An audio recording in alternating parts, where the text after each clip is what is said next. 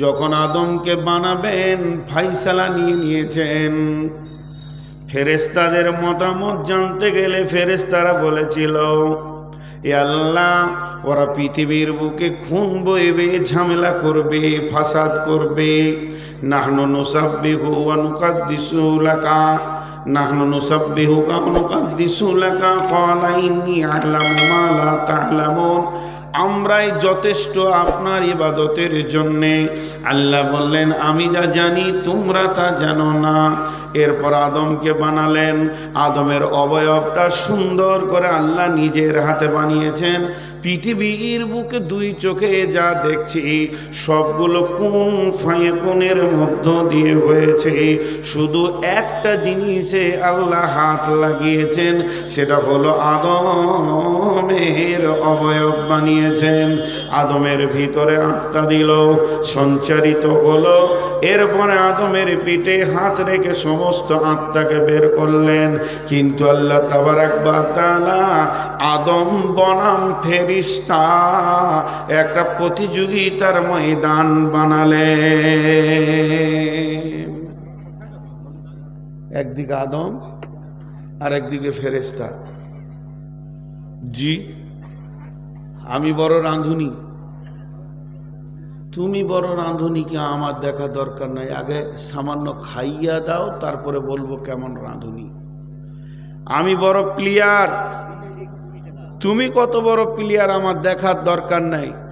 আগে আমার সামনে 5খানা গোল প্রতিপক্ষকে ভরে দাও, তবেই তোমাকে বলবো বড় প্লেয়ার। 200টা রান কি 50টা রান প্রতিপক্ষ থেকে তুমি বেশি করো, তবেই তোমাকে প্লেয়ার স্বীকার করব। তো যখন দুই পক্ষ নামে, মধ্যখানে কে থাকে? ফুটবল। দুই পক্ষ যখন নামে, মধ্যখানে কে থাকে? Bat ball. তাহলে এই ব্যাট বলকে দিয়ে দুই বলকে পরীক্ষা করে একজনকে উত্তীর্ণ করা হয়, ফুটবলকে দিয়ে একজনকে উত্তীর্ণ করা হয়। ফেরেশতা আর আদম নেমেছেন, কে জিতবে কে জিতবে। মাঝে কে ছিল? জোরে বলেন, কে ছিল? শিক্ষা। সকলে জোরে বলেন, কে ছিল? শিক্ষা। আদম আলাইহিস সালাম মূর্খ, কিছুই জানেন না। পৃথিবীর প্রথম মাস্টারের নাম কি? টিচারের নাম কি? শিক্ষকের নাম কি? তিনি হলেন স্বয়ং আল্লাহ। আল্লাহ তাবারাক ওয়া তাআলা আদমকে কয়েকটি জিনিসের নাম শিখিয়ে দিলেন। তার মানে প্রাইভেট নিলেন, কোচিং নিলেন, টিউশনি নিলেন। যে ফেরেশতারা কেউ নাই। আল্লাহ বলেন, আদম, এটার নাম আলু, এটার নাম পেঁয়াজ, এটার নাম আদা, এটার নাম রসুন, এটার নাম আপেল, এটার নাম আঙ্গুর। এরকম বেশ কিছু মালের নাম বললেন। আদম একদিন ক্লাস করলো, কিছুটা শিক্ষা লোড হয়ে গেল, জ্ঞানের আলো আদমের ভিতরে ঢুকে গেল। এরপর আল্লাহ ফেরেশতাদেরকে ডাকলেন, মালগুলোকে সামনে রেখে আল্লাহ বললেন, ইয়া আদম আম্বিউনি বিআসমাই হাউলাই, এই জিনিসগুলির নাম তুমি জানো কি? তো বলো। আদম মুচকে মুচকে হাসছে, কারণ আদম ক্লাস করে ফেলেছে, টিউশনি পড়ে ফেলেছে, আদমের ব্রেনের বিকাশ ঘটে গেছে, আদম পড়াশোনা করেছে, যে কারণে মানুষ মানুষ হয়, সেই কাজটা আদম করে ফেলেছে। এবার আল্লাহ বলছেন, হে ফেরেশতার দল, তোমরা একবার এই মালগুলোর নাম বলো। ফেরেশতারা মাথা নাম করে দিয়েছে, কারণ তাদের ক্লাস হয়নি। জিবরাইল মিকাইল জানে না জিনিসগুলির নাম কি, কিন্তু হযরতে আদম জানেন। আদম যখন একটা একটা একটা করে নাম বলে দিলেন, তখন ফেরেশতাদের মাথা নেমে গেল, আর আদমকে আল্লাহ ওপরে সম্মানে বসিয়ে দিলেন। এর জন্য আল্লাহ কোরআনে বলেছেন, হাল ইয়াস্তাবিল্লাযীনা ইয়ালামুন ওয়াল্লাযীনা লা ইয়ালামুন। একজন জাননেওয়ালা আর একজন না জাননেওয়ালা কোনোদিন সমান হতে পারে না।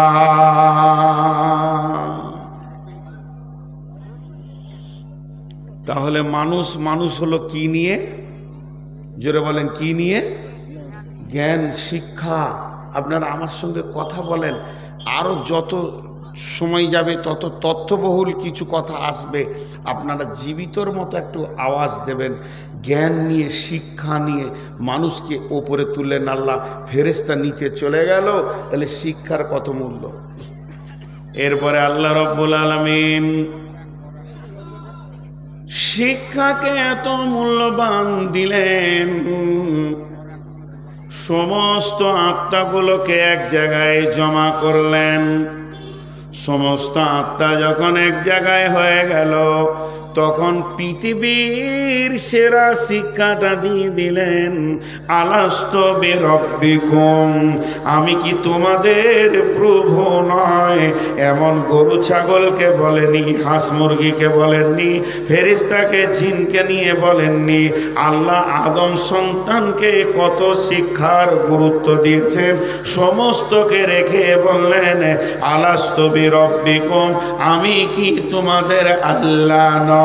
তাহলে পৃথিবীর প্রথম শিক্ষা হলো রবের পরিচয়। যে আল্লাহকে চিনল সে শিক্ষিত, আর যে আল্লাহকে চিনল না ওই লোকটাকে শিক্ষিত বলা যাবে না, ওইটাকে মূর্খ বলতে হবে। কারণ পৃথিবীর সব থেকে বড় শিক্ষা যিনি দিয়েছেন, এই ক্লাসটা কেউ করতে পারবে না, এত হার্ড ক্লাস কেউ পড়াতে পারবে না, কারো ক্ষমতা নাই। যেদিন আল্লাহ এই ক্লাসটা করেছেন, সেদিন বিশ্ব নবীও পর্যন্ত ছাত্র হয়ে বসেছিলেন। আমার আল্লাহ নিজে ক্লাস নিয়েছেন, আর সাবজেক্টের নাম হচ্ছে রব। রব মানে হচ্ছে আল্লাহর পরিচয়। তাই আল্লাহ সেদিন পরিচয়টা দিলেন বিশ্ব মানবকে সামনে রেখে, এবং ওটাই হলো শিক্ষার শুরু, ওটাই হলো শিক্ষার শেষ, এবং ওই শিক্ষার ভিতরে কামিয়াব আছে। আলাস্তু বিরব্বিকুম ক্বালু বালা।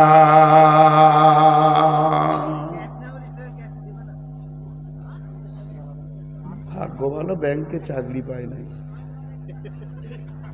তাহলে এক প্যাসেঞ্জার ঢুকতো না, কাস্টমার সব পালিয়ে যেত। ব্যাংকে 3 কোটি টাকা গুনে দেয়, কোনো সাউন্ড হয় না।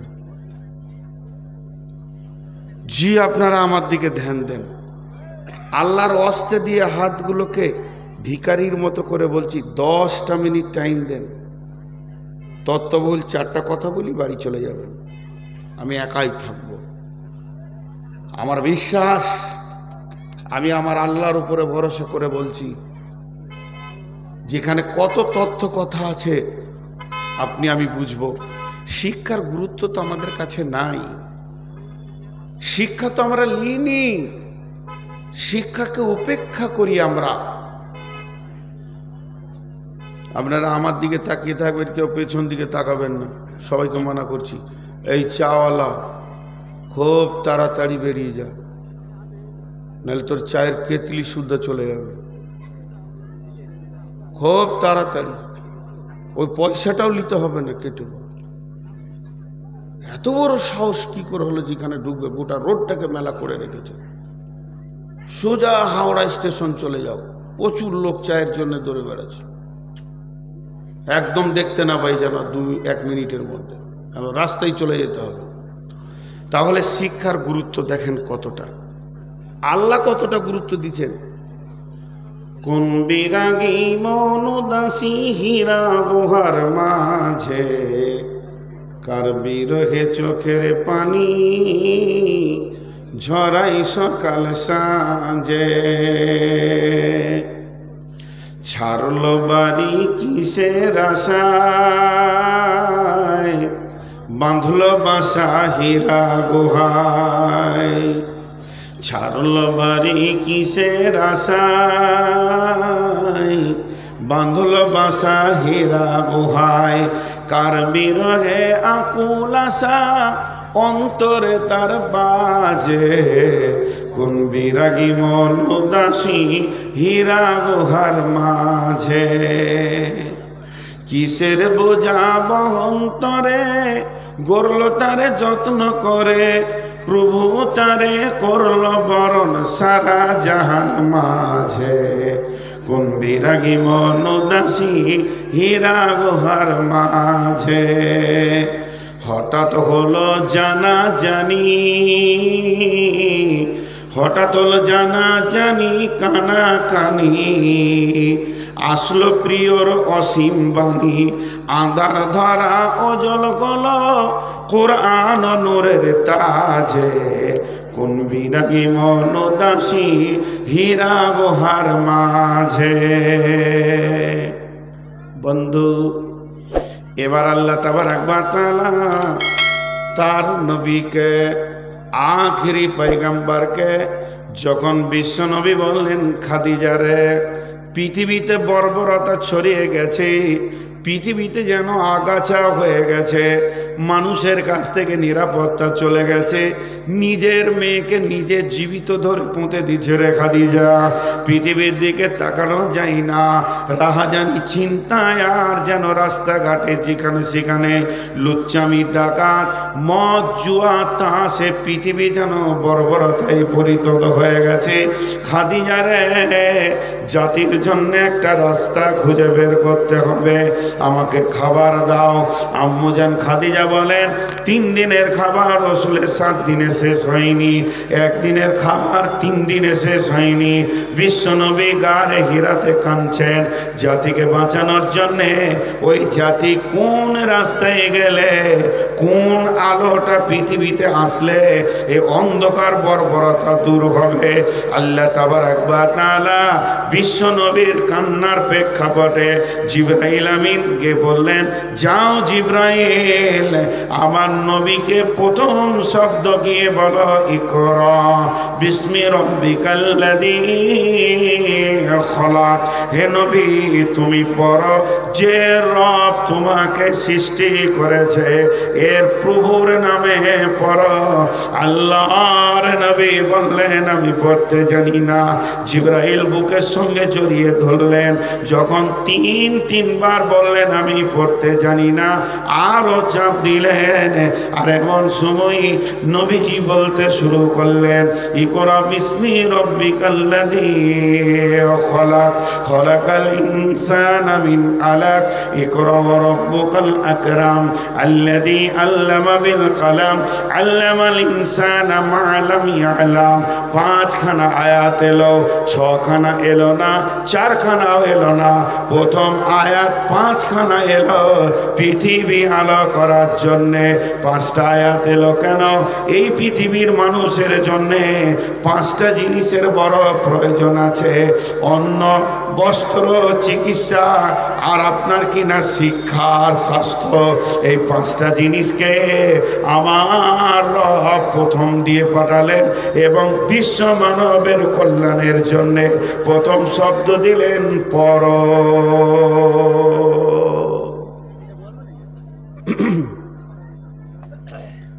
বিদ্যা যে শিখিয়াছে সুখী সেই জন, বিদ্যা যে শিখিয়াছে সুখী সেই জন, বিদ্যাহীন মানুষ পশুর মতন। শৈশবে বিদ্যা শিক্ষা করিবারে কাল, একালে না শিখিলে বিদ্যা পরকালে ঘটিবে জঞ্জাল। তাই বলি অগ শিশু এখনো হইতে, যতন কর গো তোমরা বিদ্যা শিখিতে। গরিব দুঃখীর বাক্য হলে সুবচন, গরিব ভিকারীর বাক্য হলে সুবচন। সাদরে তারে তুমি করিবে গ্রহণ, সম্রাট ধনীর বাক্য হলে কুবচন। ঘৃণা ভরে তারে তুমি করিবে বর্জন। সম্রাট সমসুখী সেই ভিখারি, থাকে যদি তার ঘরে আল্লাহওয়ালি নারী। শিক্ষার কত মূল্য, আল্লাহ কত গুরুত্ব দিয়েছেন শিক্ষাকে। আজকে আমরা শিক্ষার কোনো মূল্যই দিই না। জি, শিক্ষার কোনো মূল্যই দিই না। চলেন এবার বিশ্ব নবীর কাছে যায়। দয়ার নবী, আখিরি নবী, নবীদের নবী, রহমাতুল্লিল আলামিন, শফিউল মুজলাবিন। ও দয়ার নবী গো, আপনি শিক্ষার ব্যাপারে কি বলছেন বলেন। আল্লাহর নবী বলছেন, তালাবুল ইলমি ফারিজাতুন আলা কুল্লি মুসলিমিন। পৃথিবীর বুকে যতজন কালেমা তোমরা পড়েছ, মুসলমান হয়ে গেছো, আল্লাহকে আল্লাহ বলে মেনে নিয়েছো, আমাকে আখিরি পয়গম্বর বলে মেনে নিয়েছো, দ্বীনকে ইসলাম বলে মেনে নিয়েছো, তোমাদের জন্যে আমি বিশ্ব নবী ইলমে শিখাকে ফরজ করে দিলাম। ফরজ, যা নফল নয়, সুন্নত নয়, ফরজ। আমি শিক্ষাকে ফরজ করলাম, তোমাদের জন্য শিক্ষা হচ্ছে ফরজ, বাস মিটে গেল। তাহলে যে শিক্ষা করেনি সে ফরজকে মানেনি। তো ফরজ কয় ধরনের? ফরজ কয় রকম? দুই রকম। ফরজ কয় রকম? দুই রকম। একটা হলো ফরজে কেফায়া আর একটা ফরজে আইন। একটা হচ্ছে ফরজে কেফায়া আর একটা ফরজে আইন, এটা বাংলায় বলছি। একটা হচ্ছে যথেষ্ট ফরজ আর একটা হচ্ছে অপরিহার্য ফরজ। বুঝতে পারলাম? যথেষ্ট ফরজ কেমন কি? কেউ মারা গেছে, ডিঙ্গেলে কোন মুরব্বী মারা গেছে, বান্দা খোলা থেকে 20-50 জন জামাতে হাজির হয়ে গেল, জানা যায় গ্রামের জন্য যথেষ্ট হয়ে গেল। চারিদিকে ধান কাট কাট মার কাজে ব্যস্ত। হঠাৎ ফোন আসছে আমার কাছে যে আমার বড় ভাইয়েরা মারা গেছে। ছেলেরা বলছে, আব্বা আপনি যান, আমরা কাজে ব্যস্ত, খালুজি জানাজা পড়ে আসেন। আমি একাই গেলাম, পরিবারের জন্য যথেষ্ট হয়ে গেল। সকলকেই জানাজায় যেতে হবে, এটা ফরজে আইন নয়, এটা ফরজে কেফায়া। 1 জন 2 জন 10 জন 20 জন লাশটা দাফন করার মতো হলেই হয়ে যাবে। কিন্তু জোহরের আজান হলে ছেলেরা যদি বলে, আব্বা আমরা কাজে ব্যস্ত, নামাজটা আপনি পড়ে আসেন, চলবে না। যতগুলো বালেগা আছে এবং যারা মুসলমান কালেমা পড়েছে, প্রত্যেককেই জোহরের নামাজ পড়তেই হবে। এটাকে ফরজে আইন বলে। ফরজে আইন মানে অপরিহার্য ফরজ। অতএব এখানে কাউকে তুমি যাও আমার জন্য হয়ে যাবে চলবে না, তবে জানা যাই চলবি। নদিয়ার লোককে একটা কথা জিজ্ঞেস করছি, সবাই একবার আল্লাহর হস্তে মুখটা খুলবেন। আপনাদের দিকে জানাজাতে বেশি গুরুত্ব দিয়ে নামাজিরা যায়, বেনামাজিরা যায়, না ফরজ নামাজে যায়?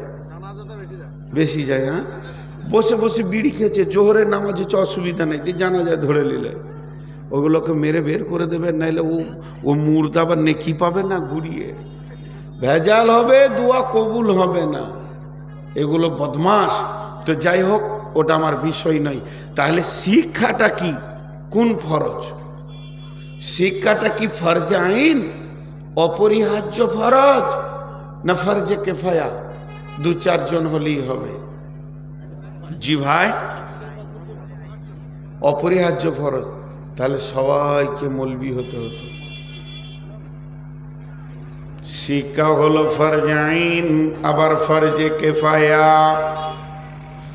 শিক্ষা হচ্ছে ফরজে আইন, আবার ফরজে কেফায়া।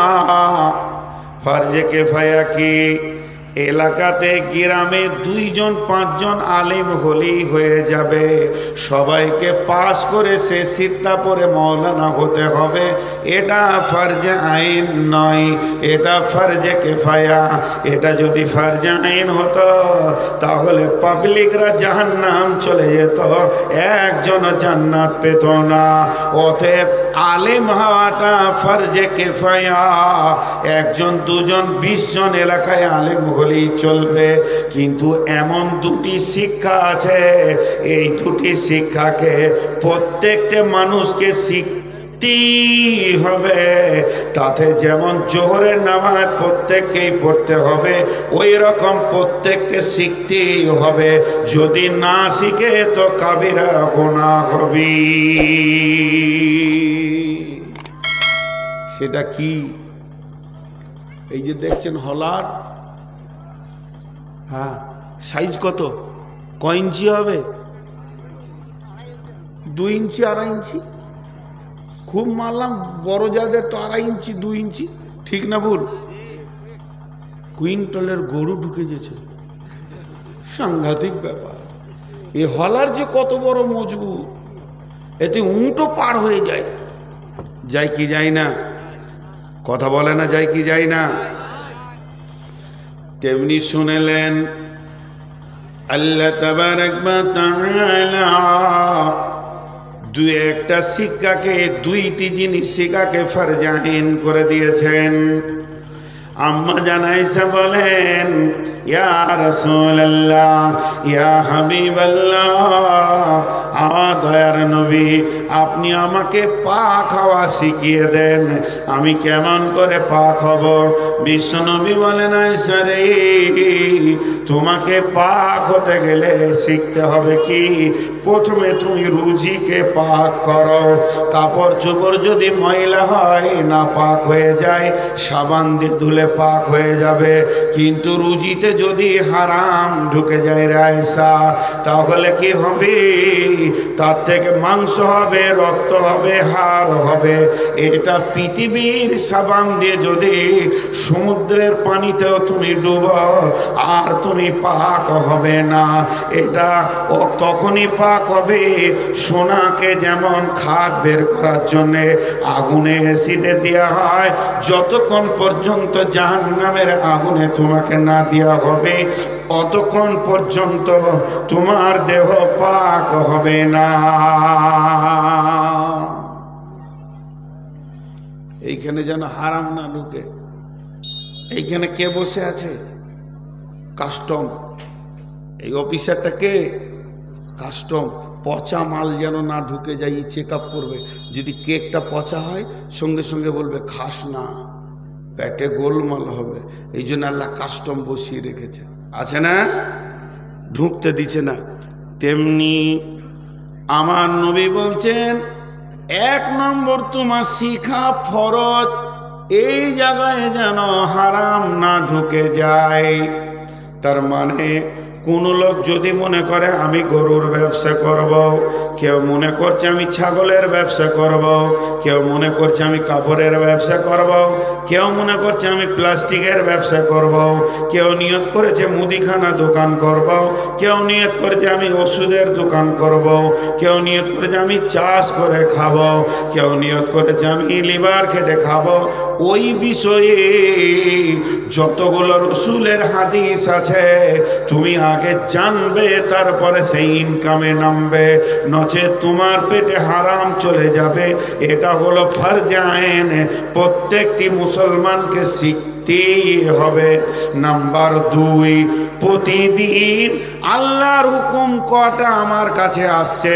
সপ্তাহে একটা জুমা, প্রতিদিন 5 ওয়াক্তের নামাজ, মাসে বছরে একটা মাস রোজা।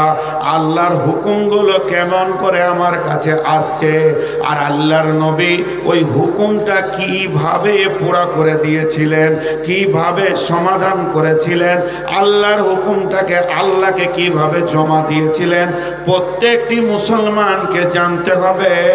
আল্লাহর হুকুম, নামাজটা কেমন ভাবে পড়ব, রুজুটা কেমন ভাবে করব, এই দুটি শিক্ষা, একটা হলো ইবাদতগুলি আর একটা হলো ইনকাম।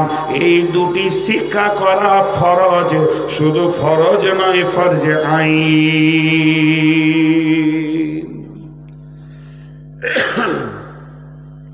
এর জন্য বিশ্বনবী বললেন, উম্মত তালাবুল ইলমে ফরিজাতুন, তোমাদের উপরে ইলমে তলব করা ফরজ, আলা কুল্লি মুসলিমিন। এই দুটা ফরজ অবশ্যই শিখতে হবে। জি, শিক্ষাকে রাসূল সাল্লাম কত গুরুত্ব দিয়েছিলেন। জঙ্গে বদর, মদিনা থেকে 130 কিলো দূর জঙ্গে বদর। বদরের ময়দানে ইসলামের প্রথম যুদ্ধ। 313 জন সাহাবী, প্রতিপক্ষ বেঈমানদের 1000। লড়াই যখন শুরু হলো 13 জন জান্নাতি হয়ে গেল, শহীদ হয়ে আজও তারা বদরের প্রান্তে শুয়ে আছে। এবার থাকলো 300 জন। এই 300 জন ওই 1000-এর ভিতরে 70 জনকে কেটে আপনার কিনা কুয়াতে ভরে দিলেন। 70 জনকে কেটে কুয়াতে ভরে দিলেন, আর 70 জনকে দড়ি দিয়ে বেঁধে তাদেরকে গরুর মতো ডাকাতে ডাকাতে মদিনা মুনাওয়ারাতে নিয়ে এলেন এবং মসজিদে নববীর খাম্বাতে তাদেরকে বেঁধে দিলেন। 140টা চলে গেল, এখন 860 খানা ভাগা পালেলো কাফের মুশরিক। দেখেন আল্লাহ রসুল শিক্ষাকে কত গুরুত্ব দিয়েছেন। ওরা বাঁধা আছে এইভাবে, হাতকে বুকের সঙ্গে হাতকে পেছনে দিয়ে মসজিদের থাম্বাতে বেঁধে রেখেছে মুজরিমদেরকে। 70 জন বাঁধা আছে। হজরের সময় আল্লাহ রসুল আসছেন, তোদের দিকে তাকিয়ে চোখের পানি এলো। কেন? একই থাম্বাতে বাঁধা আছে রসুলের নিজের জামাই আর রসুলের নিজের চাচা আব্বাস, আর বাঁধা আছে রসুলের নিজের জামাই।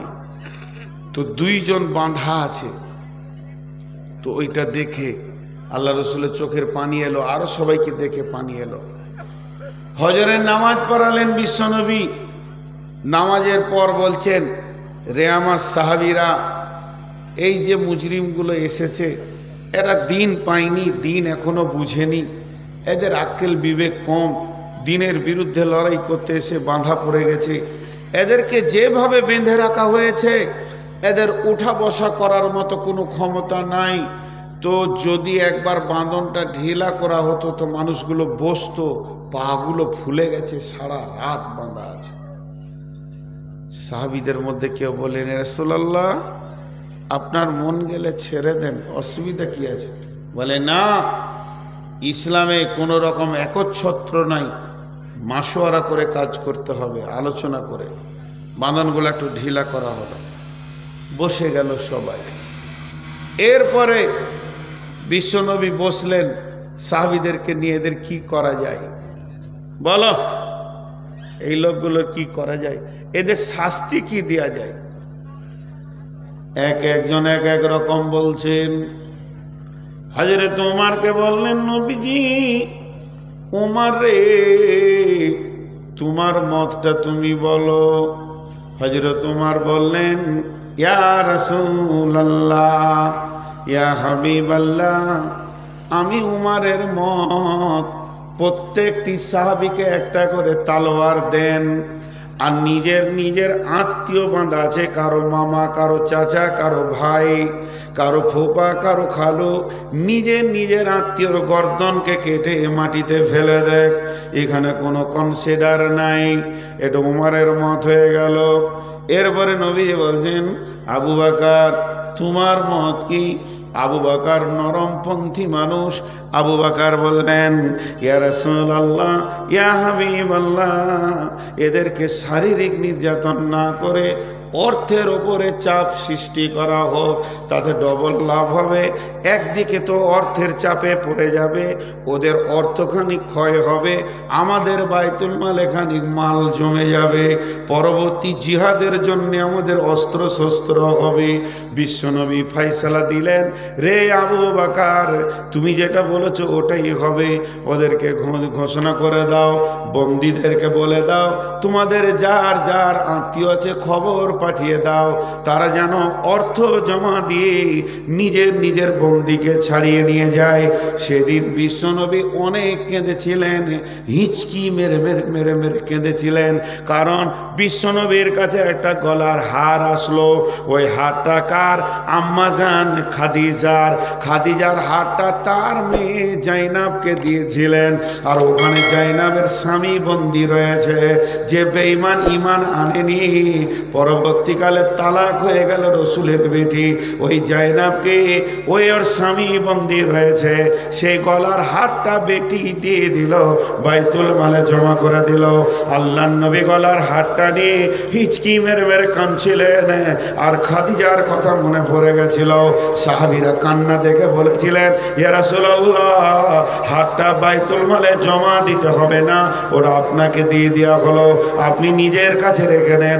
আল্লাহর নবী বাইতুল মালে এমনি করে ছুঁড়ে দিলেন, না আমি মাল নিতে পারি না। এরপরে সেই মাল জমা হতে লাগলো, এক এক বন্দি চলে গেল,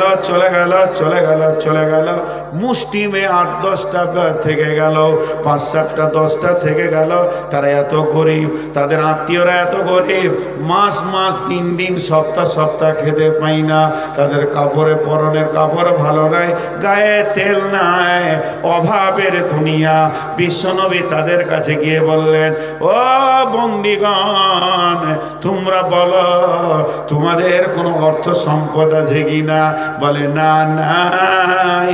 তাহলে কাজ করো, তোমাদেরকে কি তোমরা লেখাপড়া জানো? বলে জানি, আমরা অন্তত অক্ষর জানি, লিখতে জানি, পড়তে জানি। আল্লাহর নবী বললেন, আমার সাহাবীদের ভিতরে যারা নিরক্ষর আছে, এদেরকে তোমরা স্বাক্ষর করে দাও, এদেরকে লেখাপড়া শিখিয়ে দাও, তোমাদেরকেও আজাদ করে দিব। তার মানে বিশ্বনবী শিক্ষাকে কত গুরুত্ব দিয়েছে, যে বন্দীকে শিক্ষার বিনিময়ে রেহাই দিয়ে দিয়েছি।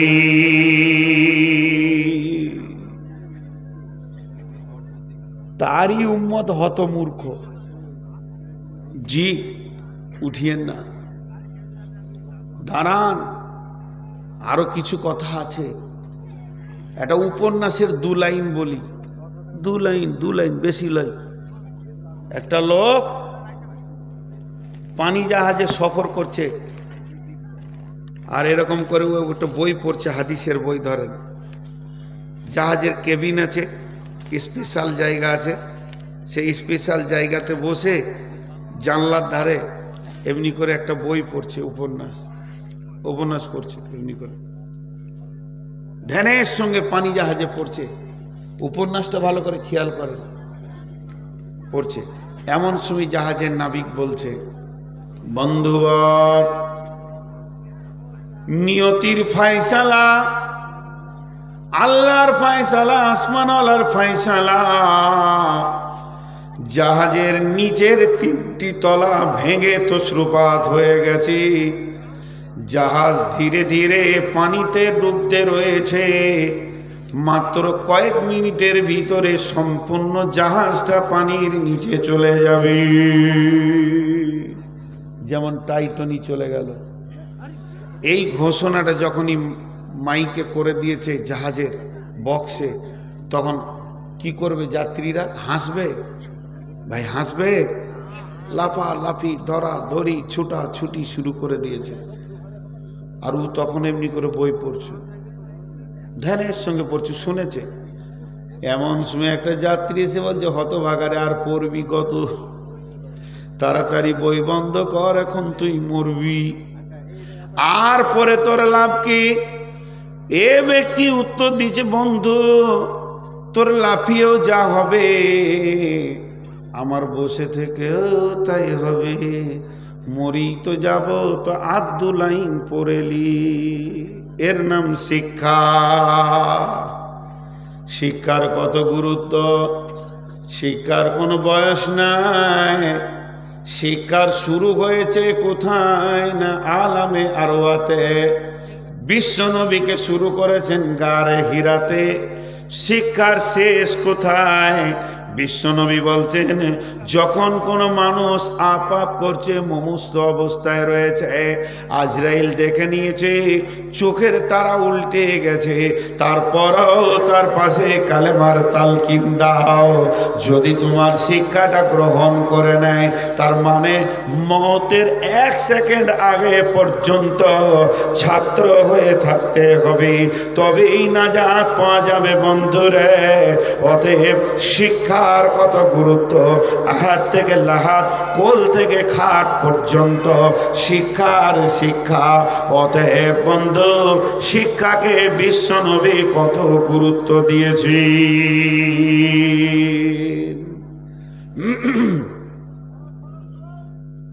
আমাদেরও শিক্ষাকে গুরুত্ব আছে। এখন এই যুগের মানুষ যত শিক্ষাকে গুরুত্ব দেয়, তত এর পূর্বে 2-10 বছর আগে ছিল না, খালি মিশন আর মিশন। কিন্তু আসলে আমি ভাবতে পারি না, কিছু জায়গা আমাকে গোলমাল লেগে যায়, গোলমাল লেগে যায়। হুয়াল্লাযী বা'আসা ফিল উম্মিয়িনা রাসূলাম মিনহুম ইয়াতুলু আলাইহিম আয়াতিহি ওয়া ইউযাক্কিহিম ওয়া ইউআল্লিমুহুমুল কিতাবা ওয়াল হিকমা ওয়া ইন কানু মিন ক্বাবলু লাফি দালালিম মুবিন। প্রকৃত শিক্ষা কি এবার আমি বলবো। শিক্ষা কোনটা?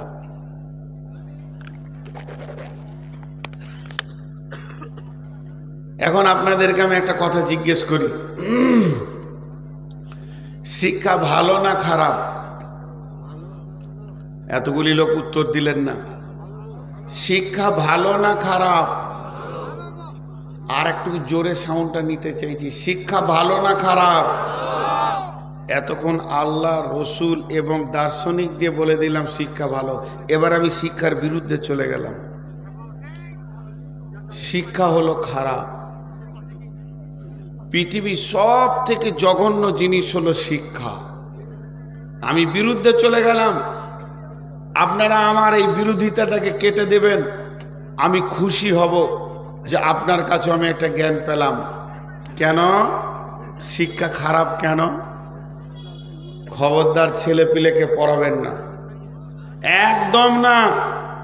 যদি স্কুলে ভর্তি করেছেন, এক্ষুনি বের করে নিয়ে চলে আসেন। জি ভাই, তাহলে আপনারা আমার কথার উত্তর দেন। ওষুধে ভেজাল শিক্ষিতদের দেয় না মূর্খদের দেয়? জোরে বলেন। বর্তমান ডাক্তাররা যেভাবে মানুষের সঙ্গে ডাকাতি করে, অন্য কেউ করে কি? ডাক্তারখানা যাবেন, সঙ্গে সঙ্গে আপনাকে একটা প্রেসক্রিপশনে কোণে 28টা রিপোর্ট করতে বলবে, প্রয়োজনে অপ্রয়োজনেও বলবে। এরপরে আপনার ল্যাবরেটরির সঙ্গে তার কন্ট্যাক্ট আছে, ল্যাবরেটরি বলবে কোন স্যারের, বলো অমুক স্যার, আলাদা টুকে রাখলো।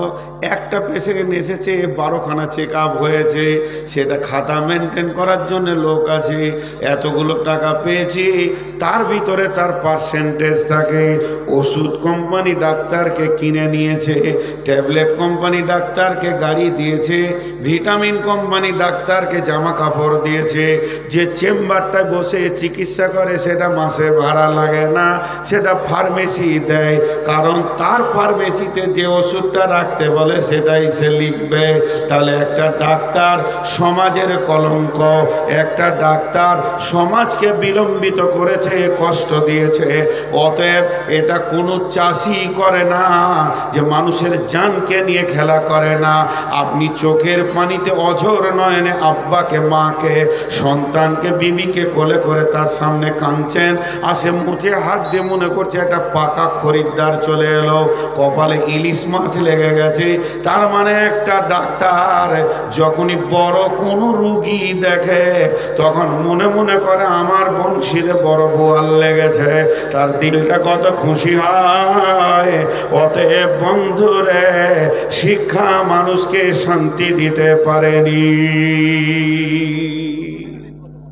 বলেন, এবার আমার কথার উত্তর দেন। জি, তো ও যে ডাকাতি করছে ওইটা বলছি, ওইটা ডাকাতি। জানেন ডাক্তারদের আপোষের ফোন শুনেছেন?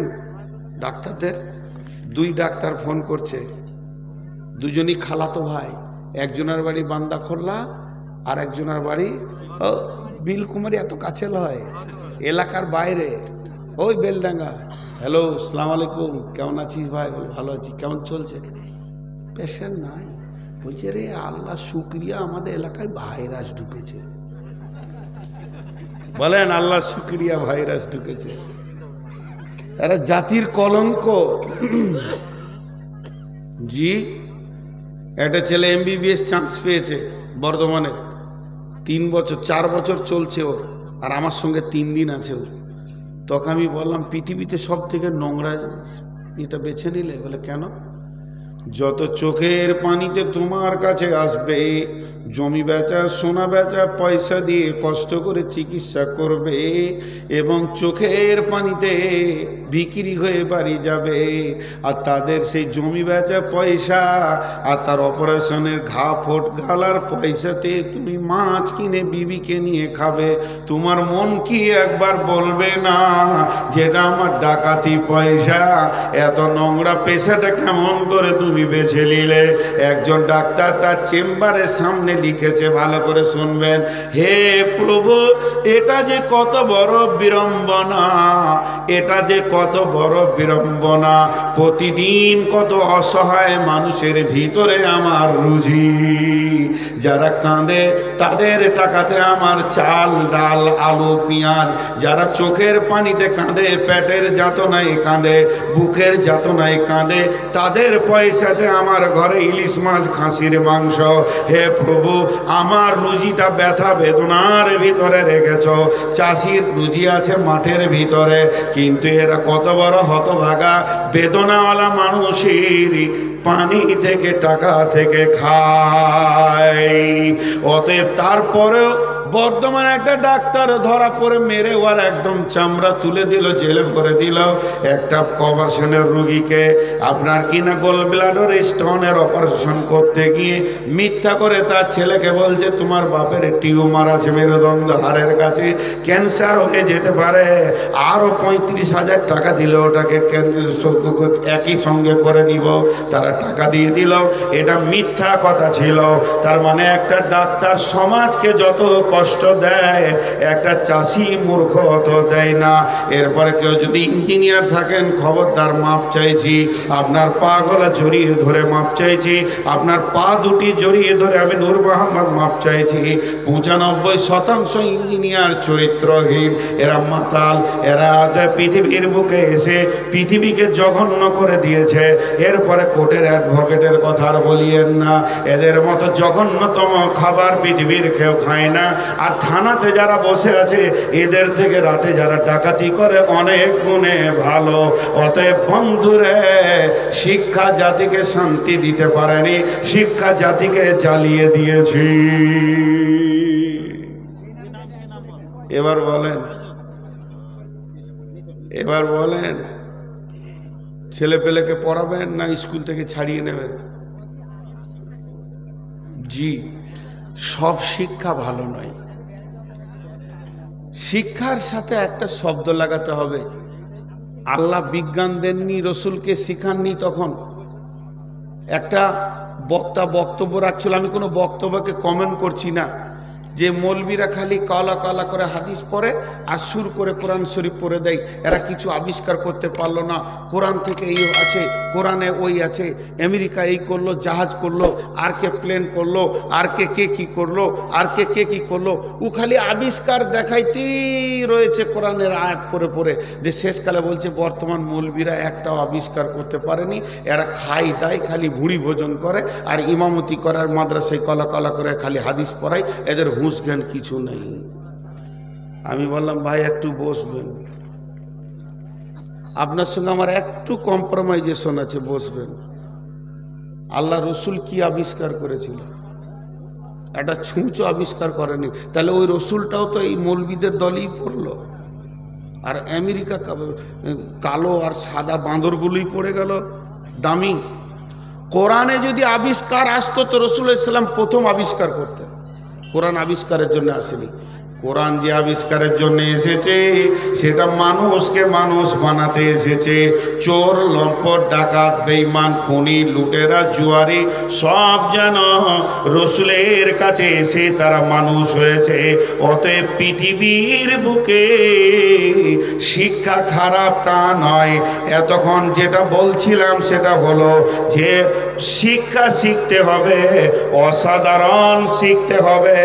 সাধারণ শিক্ষাতে ঘটনাগুলো ঘটবে।